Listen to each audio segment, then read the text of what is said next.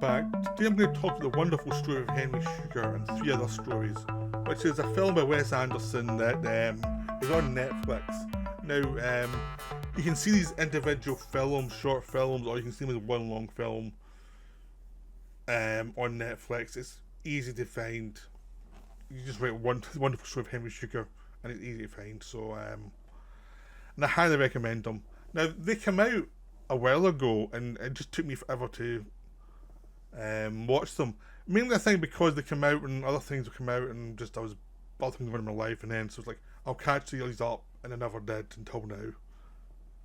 But I'm glad I'd waited because I was in the right mood for them when I saw them. So it's actually sometimes better to see someone later when you're ready to see them, and that's the case with these ones. So basically, Wes Anderson had already made Fantastic Mr. Fox based on Roald Dahl stories, and when Netflix did a deal of the Roald Dahl stories, Wes Anderson was kind of a obvious choice to go and do some of them to actually, because he already had a relationship with the family, had done a successful adaptation that people liked, and which had developed a good following.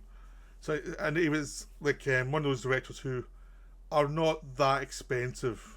Like, his films do not cost a fortune. They cost the medium budget films, which for Netflix, when they spend a fortune in a new film by The Rock or somebody that costs a fortune, that must be quite nice. They don't have to pay that much for a decent film. So they invested in doing these short films. So Wes Anderson actually took one story which was like 40 minutes, and then he did other stories which were shorter that could go around it to create one long feature length, film if people want to watch it that way. But again, they could be split up into the individual stories as well, which you can see them that way too, whatever order you want to as well. So it's like there's not like a narrative going through it that means you have to watch them in any kind of order. That's not the case. What they do have is a lot of actors who repeat in each story, which is kind of what Wes Anderson likes to do, is bring actors in and have some fun with them. So you have Benedict Cumberbatch, you have Ralph Fiennes, Dev Patel, and Richard Ayoade in various parts. There's also Rupert Friend who comes in to some of the other parts as well.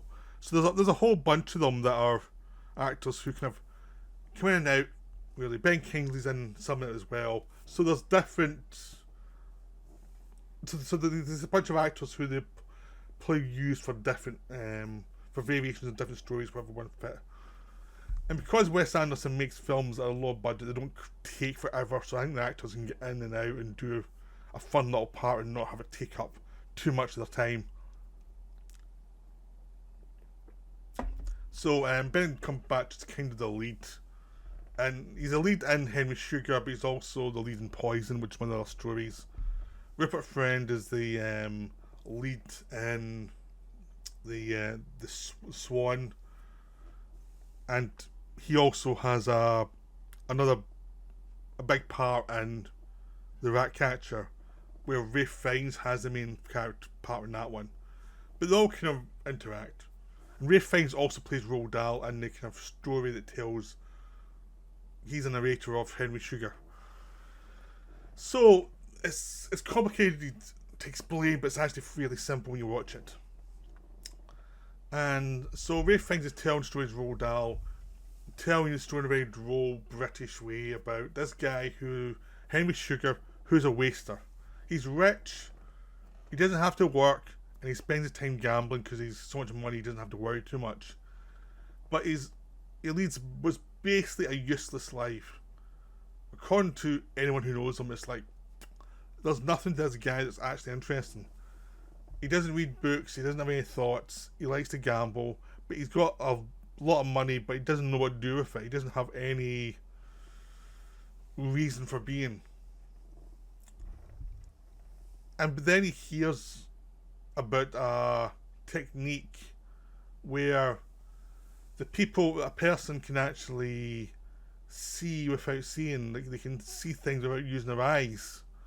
So because he reads a story about a doctor who saw this phenomenon. So the doctor's played by Dev Patel, and the person who can do this phenomenal thing is played by Ben Kingsley.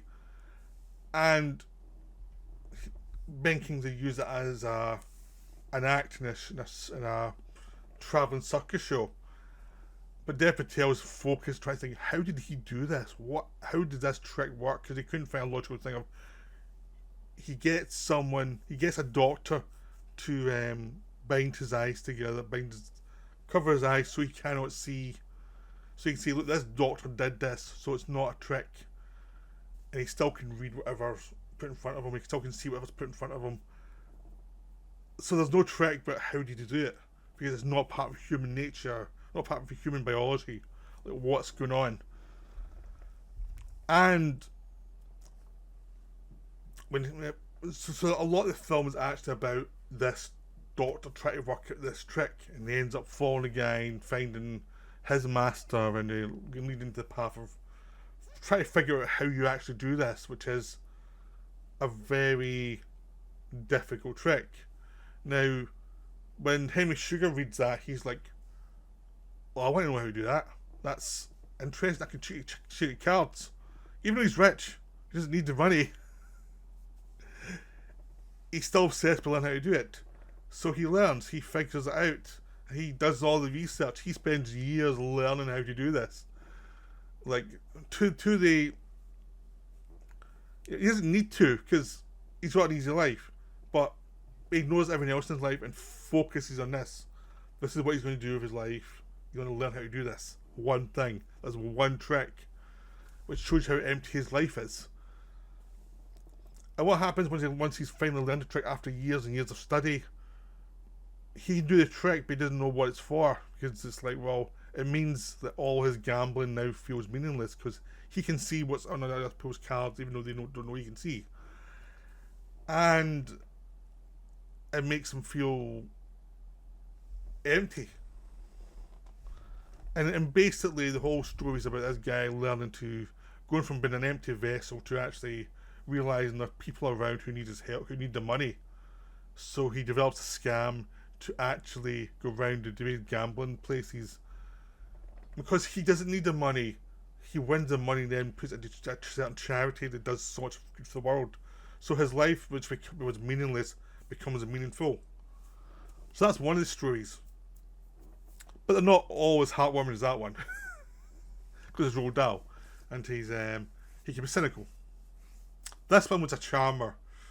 Then we go into Swan, which is the next story that they tell when it's in the format of all the stories together, which is the exact opposite, which is the story of this kid who's a SWAT, who's bullied by these two school kids with guns, who use it to torture him and torture a Swan. And it's about the nature of what they're about, why they hate this kid, and how does this kid survive this horrible ordeal. It was based on something that happened in the 1930s, but Roald Dahl gives it a more fantastical ending, which I will not reveal here, but it involves Swan, and it's just beautiful.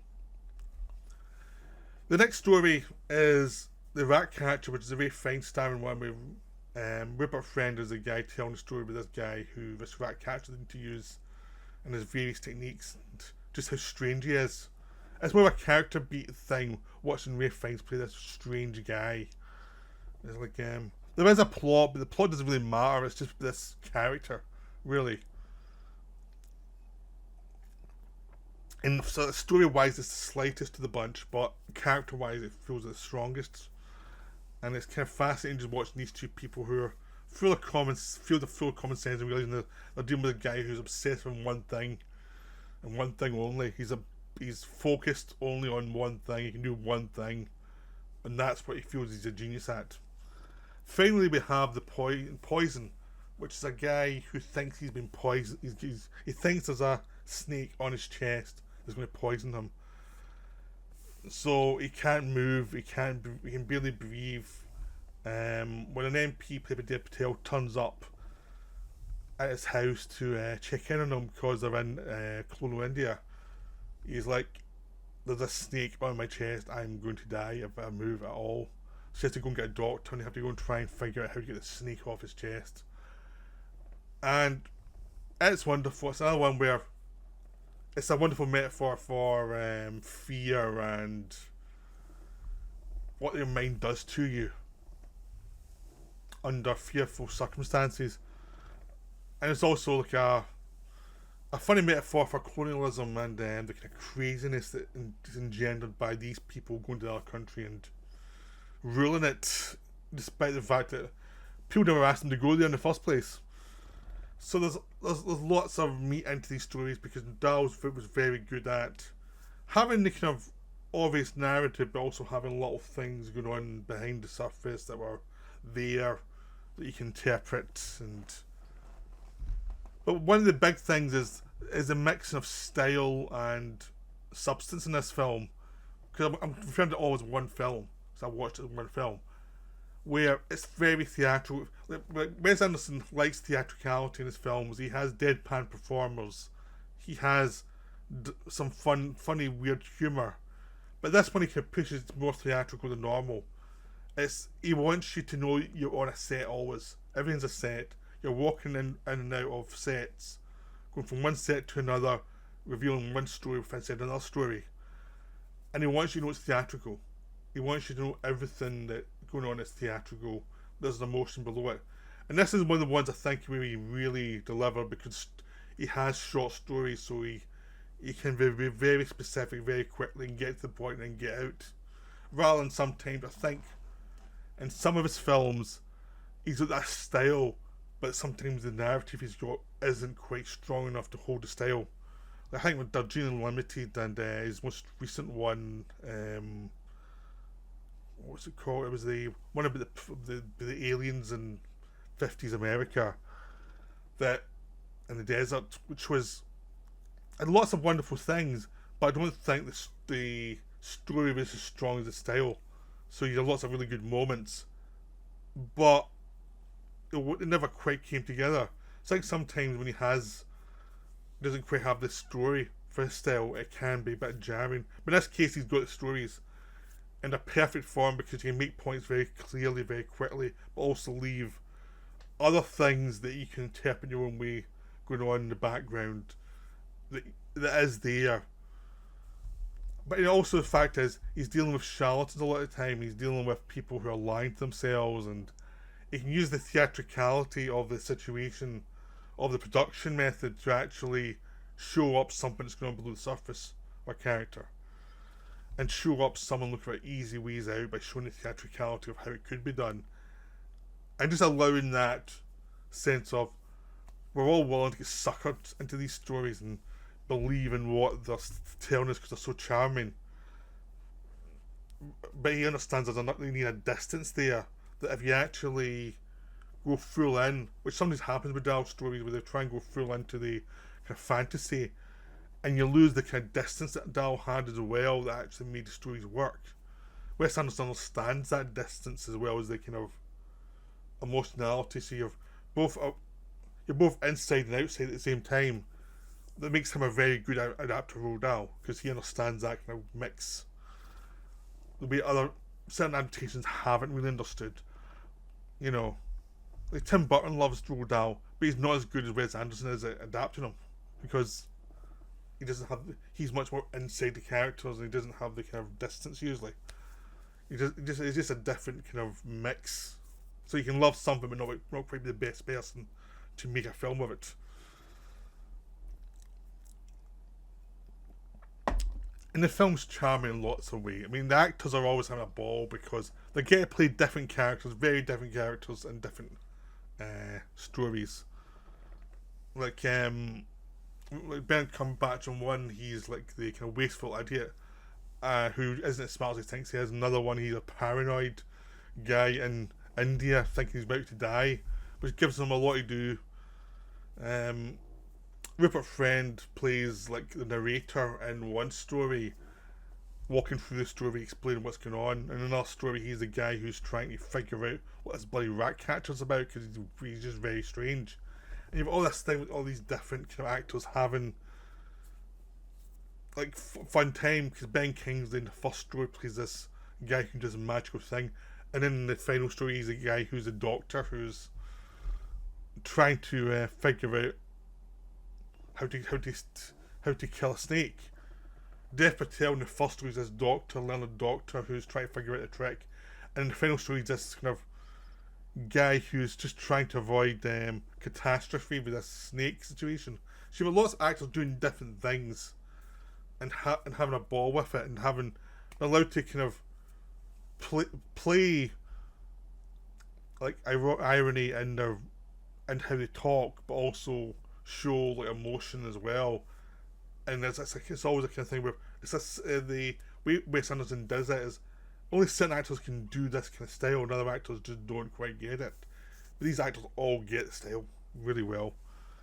So this is a wonderful film. This is one of my favourites of Wes Anderson's. I think it just works. All of it just works. It's just like he's found a perfect place for his style. In the same way that his previous film, the UFO one, I thought was a big miss.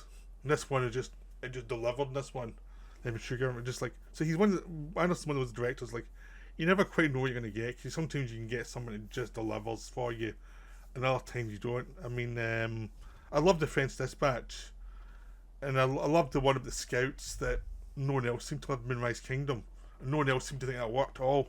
But I thought it was great. So Wes Anderson depends.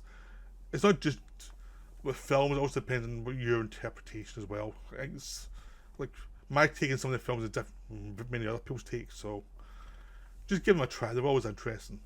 So I hope you enjoyed this video and this weird rambling video about this. But that's me for now. Bye.